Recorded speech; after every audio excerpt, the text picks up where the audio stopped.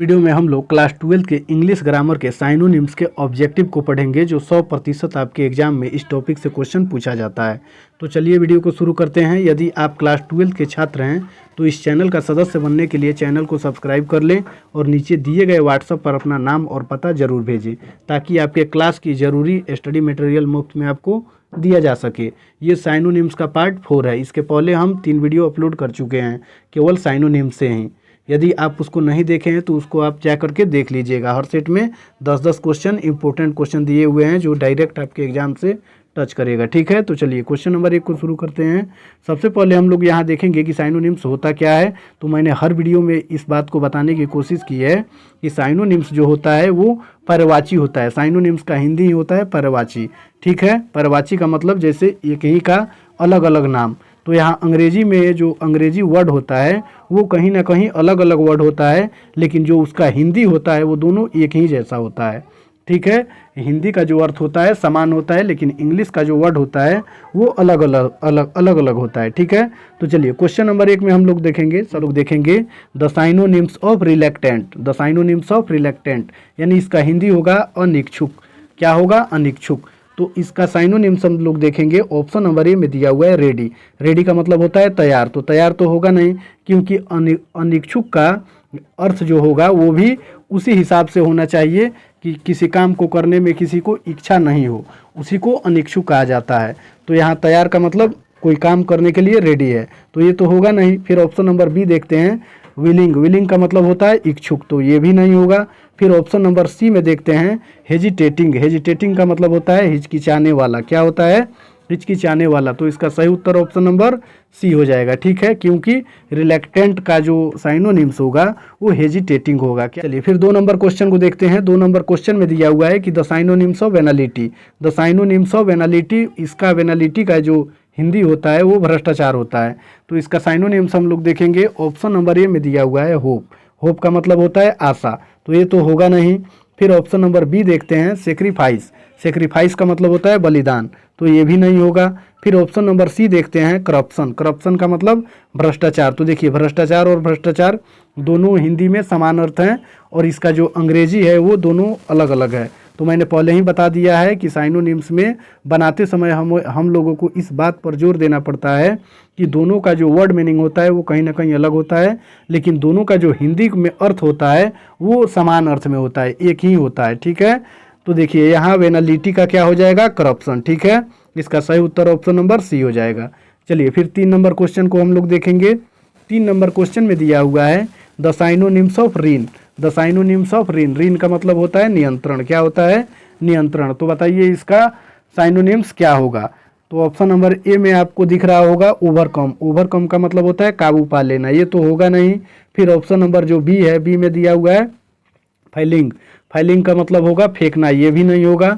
फिर option number C देखते हैं कंट्रोल। कंट्रोल का मतलब होता है नियंत्रण, तो इसका सही उत्तर ऑप्शन नंबर क्या हो जाएगा? सी, क्योंकि रीन का साइनोनिम्स कंट्रोल होगा। अंग्रेजी दोनों का अलग अलग है, लेकिन दोनों का हिंदी जो है एक समान है, समान अर्थ में है। तो इसका सही उत्तर ऑप्शन नंबर सी ही हो जाएगा, रीन का कंट्रोल। ठीक है, चलिए फिर आगे वाला क्वेश्चन हम लोग देखेंगे। क्वेश्चन नंबर 4 में। क्वेश्चन नंबर 4 में दिया हुआ है the synonyms of aid. The synonyms of aid. Aid का मतलब होता है सहायता। क्या होता है? सहायता। ऑप्शन नंबर ए देखते हैं। ऑप्शन नंबर ए में दिया हुआ है इम्पेडिमेंट। इम्पेडिमेंट का मतलब होता है बाधा, तो ये तो होगा नहीं। फिर ऑप्शन नंबर बी देखते हैं हिंड्रेंस। हिंड्रेंस का मतलब बाधा, ये भी नहीं होगा।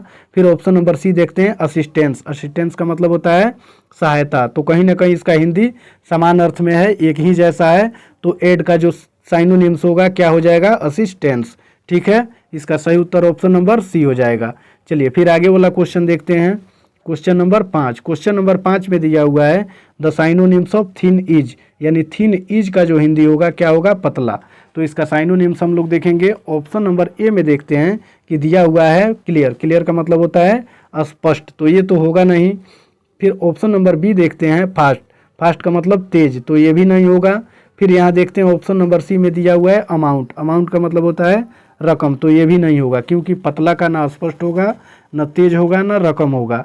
ऑप्शन नंबर डी देखते हैं स्लिम। स्लिम का मतलब दुबला पतला होता है, तो इसका सही उत्तर हो जाएगा ऑप्शन नंबर डी, क्योंकि थिन का साइनोनिम्स होगा स्लिम। दोनों का अंग्रेजी अलग अलग है, लेकिन दोनों का जो हिंदी में अर्थ निकल रहा है दोनों एक ही जैसा है, समान अर्थ में है। तो इस प्रश्न का सही उत्तर क्या हो जाएगा? Option number D. चलिए फिर आगे वाला क्वेश्चन हम लोग देखेंगे। क्वेश्चन को हम लोग देखेंगे 6 नंबर क्वेश्चन में दिया हुआ है the synonyms of emulate. Emulate का हिंदी होता है नकल करना। क्या होता है? नकल करना।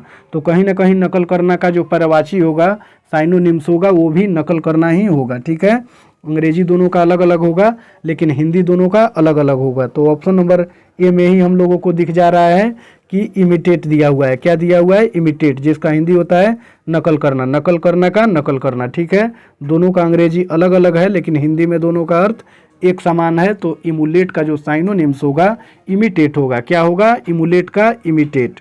ठीक है, चलिए फिर आगे वाला क्वेश्चन हम लोग देखेंगे मीडियोकर, जिसका हिंदी होता है औसत। क्या होता है? औसत। मीडियोकर का हिंदी औसत। तो इसका साइनोनिम्स हम लोग देखेंगे। देखिए यहाँ ऑप्शन नंबर ए में दिया हुआ है माइल्ड। माइल्ड का मतलब होता है कोमल, तो ये तो होगा नहीं। फिर ऑप्शन नंबर बी को देखते हैं, यहाँ दिया हुआ है अनयूजुअल। इसका हिंदी होता है असामान्य, ये भी नहीं होगा। फिर ऑप्शन नंबर सी को देखते हैं, स्टूपिड दिया हुआ है, जिसका हिंदी बेवकूफ़ होगा, ये भी नहीं होगा। ऑप्शन नंबर डी में दिया हुआ है एवरेज। एवरेज का हिंदी होता है औसत। क्या होता है? औसत। तो इसका सही उत्तर ऑप्शन नंबर डी हो जाएगा, क्योंकि एवरेज का हिंदी औसत, और यहाँ हम लोग क्वेश्चन में देख रहे हैं मीडियोकर जो दिया हुआ है इसका भी हिंदी औसत। तो दोनों समान अर्थ में है, तो मीडियोकर का जो साइनोनिम्स होगा वो एवरेज होगा। ठीक है, चलिए फिर आगे वाला क्वेश्चन हम लोग देखेंगे 8 नंबर क्वेश्चन में। चलिए फिर 8 नंबर क्वेश्चन में हम लोग देखेंगे, दिया हुआ है द साइनोनिम्स ऑफ चेरिश। क्या दिया हुआ है? The synonyms of cherish. Cherish का हिंदी होगा पालना, यानी पालना का पर्यायवाची शब्द कौन सा होगा इनमें से? तो यहाँ ऑप्शन नंबर ए में देखते हैं नर्चर। क्या दिया हुआ है? नर्चर, जिसका हिंदी होगा पालना। तो दोनों का हिंदी सेम है, समान अर्थ में है, एक ही जैसा है। तो इसका सही उत्तर ऑप्शन नंबर क्या हो जाएगा? ए। चेरिश का साइनोनिम्स क्या होगा? नर्चर। ठीक है, चलिए फिर 9 नंबर क्वेश्चन को हम लोग देखेंगे। 9 नंबर क्वेश्चन में दिया हुआ है कि द साइनोनिम्स ऑफ फिट। क्या दिया हुआ है? द साइनोनिम्स ऑफ फिट, जिसका हिंदी होता है कर्तव्य। क्या होता है? कर्तव्य। ठीक है, तो इसका साइनोनिम्स हम लोग देखेंगे। ऑप्शन नंबर ए में दिया है स्लॉथ। स्लॉथ का मतलब होता है आलस, तो ये तो होगा नहीं। फिर ऑप्शन नंबर बी में यहाँ हम लोग देखेंगे अटेनमेंट दिया हुआ है, जिसका हिंदी होता है सिद्धि। क्या होता है? सिद्धि। तो इसका सही उत्तर ऑप्शन नंबर बी हो जाएगा, क्योंकि कर्तव्य और सिद्धि दोनों का कहीं ना कहीं हिंदी में समान अर्थ है। ठीक है, समानार्थी अर्थ है। तो इसका सही उत्तर ऑप्शन नंबर बी हो जाएगा, यानी फिट का जो साइनोनिम्स होगा क्या होगा? अटेनमेंट होगा। ठीक है, चलिए फिर 10 नंबर क्वेश्चन को हम लोग देखेंगे। 10 नंबर क्वेश्चन में दिया हुआ है choose the correct synonyms of pardon. क्या दिया हुआ है? Choose the correct synonyms of pardon, जिसका हिंदी होगा माफ करना। क्या होगा? माफ करना। तो देखिए ऑप्शन नंबर ए में दिया हुआ है काम। काम का मतलब होता है शांत, तो ये तो होगा नहीं। फिर ऑप्शन नंबर बी को देखते हैं, यहाँ दिया हुआ है फॉरगिव, जिसका हिंदी होता है माफ करना। तो देखिए माफ करना और माफ करना दोनों समान अर्थ में है, तो इसका सही उत्तर हो जाएगा ऑप्शन नंबर बी। दोनों का अंग्रेजी अलग अलग है, क्योंकि पार्डन का हिंदी माफ करना और फॉरगिव का हिंदी माफ करना, दोनों का अर्थ क्या है? एक ही जैसा।